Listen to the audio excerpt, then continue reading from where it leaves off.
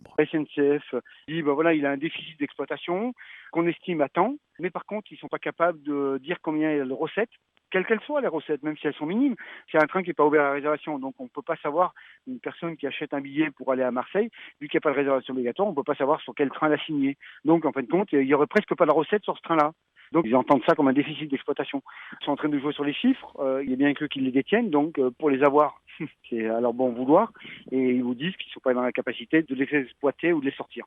Mais je veux vous dire, moi qui travaille à la gare de Brioude, dans l'après-midi, j'ai fait 130 clients le dimanche et j'ai fait à peu près le même chiffre le samedi. Donc ces gens-là, ils prenaient le train. Ils n'allaient pas tous à Clermont. Donc elle est utilisée. La SNCF qui explique que pendant la période estivale, l'affluence est importante, 150 à 160 passagers par jour. À partir d'octobre, c'est environ 2 fois moins. Un quart est donc suffisant, même si le trajet est plus long.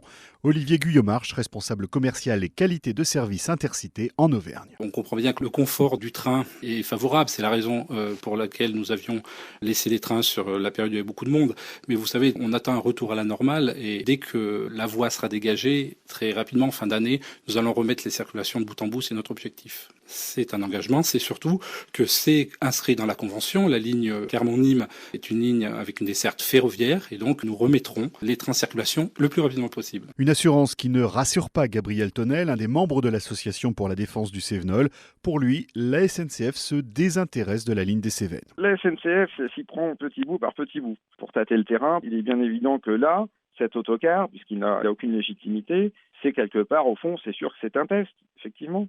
On a saccadé la desserte, on a fait des ruptures de correspondance, on provoque, comme cet été, la rupture des ventes de billets.